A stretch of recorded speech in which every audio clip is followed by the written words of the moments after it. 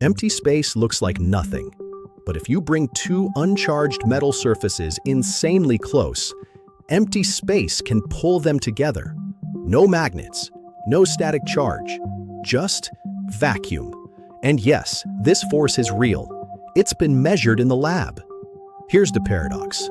If the plates are neutral, what's left to create a force? Most people hear one explanation and stop there. Virtual particles push the plates. But that story is complicated, sometimes misleading. So let's do this the clean way.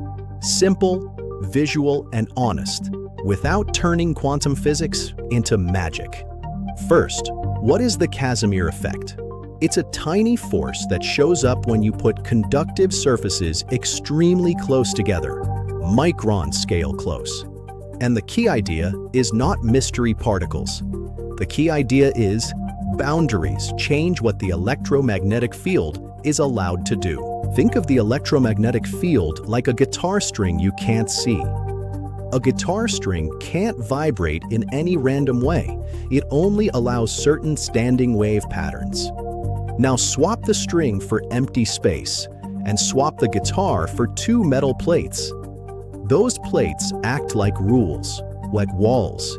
They restrict which electromagnetic patterns, called modes, can exist between them. Outside the plates, the field has a huge menu of allowed modes. Between the plates, the menu is different. Some modes don't fit. So the vacuum state of the field, the lowest energy state, ends up different inside the gap than outside. And when the energy depends on the gap size, nature tries to move toward the lower energy configuration. So the Casimir force isn't nothing pushing. It's a measurable effect of quantum fields under constraints. Change the boundaries, you change the vacuum energy, and you can get a net force. Now, this is where it stops being philosophical. In a landmark experiment, the Casimir force was measured at separations roughly from about 0.6 to 6 micrometers, and the results agreed with theoretical expectations to within about 5%. And that's not trivial.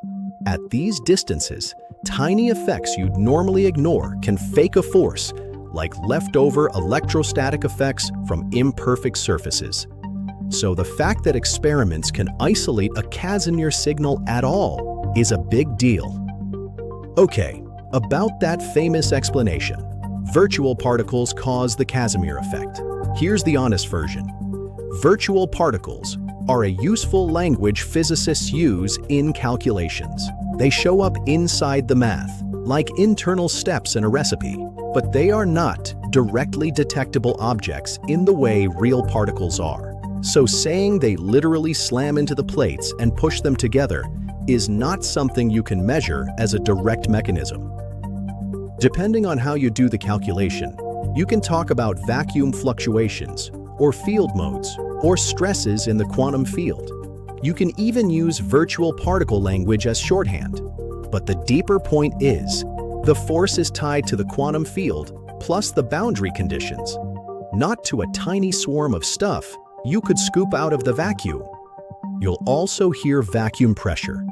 That can be a helpful picture, like the vacuum pushes differently inside the gap than outside. But it's an analogy. The vacuum isn't a literal fluid with air pressure you can bottle. What's real is the measurable force and the quantum field calculation that predicts it. And no, this doesn't mean you can get infinite free energy from empty space. If you let the plates move together, you can extract a tiny bit of energy. But resetting the system costs energy too. The Casimir effect is not a loophole in physics. It's physics doing exactly what it does. So why should you care? Because the Casimir effect is one of the cleanest touch points between quantum theory and the real world you can literally engineer around. At micro and nanoscales, Casimir forces can matter in device design. Because when parts get close, tiny forces stop being tiny. The bigger idea is almost poetic. In quantum physics, the rules of the room change what's possible. Boundaries don't just block things, they shape what the vacuum can be. Here's what you now understand, without hand-waving. 1. The Casimir effect is real and measured. 2. It shows up when boundaries restrict electromagnetic modes. 3. Vacuum pressure is a useful analogy, not a literal gas. And 4. Virtual particles are a calculation tool, so claiming they're the direct cause is interpretation dependent. Complex breakthroughs, simple explanations, every day. If you love mind-bending science, subscribe.